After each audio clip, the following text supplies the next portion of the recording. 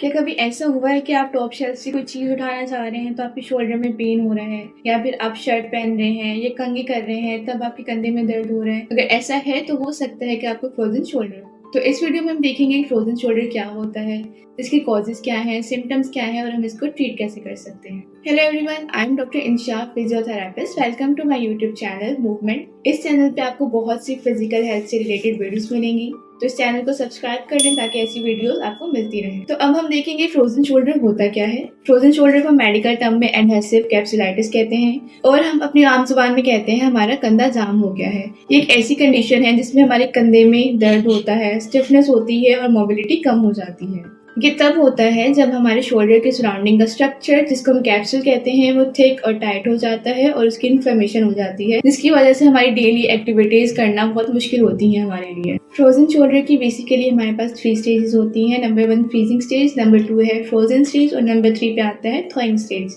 First stage जो है freezing stage, इसका टाइम ड्यूरेशन होता है 6 मंथ से लेकर 9 मंथ तक। इसमें पेन ग्रेजुअली डेवलप होता है और रात में पेन बहुत ज्यादा होता है कंधे में, हम इजीली सो नहीं पाते हैं दर्द की वजह से। सेकेंड स्टेज हमारे पास है फ्रोजन स्टेज। फ्रोजन स्टेज में पेन तो कम हो जाता है लेकिन स्टिफनेस बहुत ज़्यादा बढ़ जाती है और मूवमेंट करना मुश्किल हो जाती है। थर्ड स्टेज हमारे पास आती है थॉइंग स्टेज। थॉइंग स्टेज को हम रिकवरी स्टेज भी कहते हैं।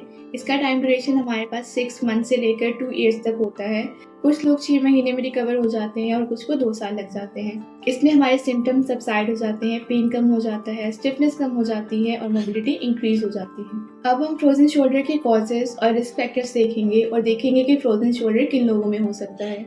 Number 1 age. जो लोग हमारे पास 40 से 60 साल के बीच में होते हैं, इनमें ज़्यादा चांसेस होते हैं फ्रोजन शोल्डर होने के। नंबर 2 हमारे पास है जेंडर। जेंडर में हम देखें तो खवातीन में ज़्यादा चांसेस होते हैं फ्रोजन शोल्डर होने के as compared to males. Number 3 हमारे पास है मेडिकल कंडीशन, जैसे कि हार्ट इश्यूज हो गया, थायराइड इश्यूज हो गया, या फिर डायबिटीज के जो लोग होते हैं उनमें बहुत ज़्यादा चांसेस होते हैं कि उनके फ्रोजन शोल्डर हो सकता है। नंबर 4 हमारे पास है इनएक्टिविटी। अगर हमारे शोल्डर में कोई इंजरी हो जाती है या सर्जरी के बाद हमारी मूवमेंट जब कम हो जाती है, तभी बहुत चांसेस होते हैं कि फ्रोजन शोल्डर डेवलप हो जाए। अब हम बात करते हैं फ्रोजन शोल्डर के सिम्टम्स के बारे में कि फ्रोजन शोल्डर के इलामात क्या हैं।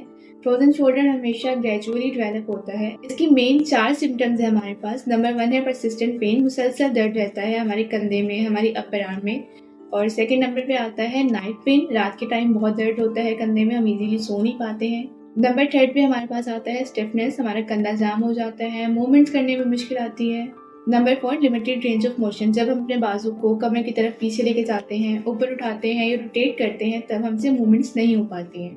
अब हम देखेंगे कि फ्रोजन शोल्डर के ट्रीटमेंट ऑप्शंस हमारे पास क्या है। नंबर 1 और जो बहुत मेन है वो है फिजिकल थेरेपी।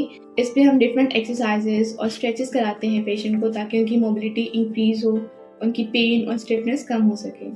नंबर 2 हमारे पास आती है मेडिकेशंस। मेडिकेशंस में हम पेन किलर्स देते हैं ताकि इन्फ्लेमेशन कम हो और पेन कम हो। नंबर 3 पे हमारे पास आते हैं हॉट पैड्स। हॉट पैड्स हम यूज़ करते हैं ताकि हमारे मसल्स रिलैक्स हो जाए और हमारा ब्लड फ्लो इंक्रीज हो जाए। तो ये थी सारी इन्फॉर्मेशन फ्रोजन शोल्डर के बारे में। अब मैं अपनी नेक्स्ट वीडियो में आपके साथ कुछ फ्रोजन शोल्डर के एक्सरसाइजेस शेयर करूंगी, जिससे आप अपने पेन को और स्टिफनेस को कम कर सकते हैं और अपनी मोबिलिटी को इम्प्रूव कर सकते हैं। अगर आपको ये वीडियो हेल्पफुल लगी हो तो इसको लाइक करें, शेयर करें और मेरे चैनल को सब्सक्राइब करें। Stay active and stay healthy. तो मिलते हैं नेक्स्ट वीडियो में।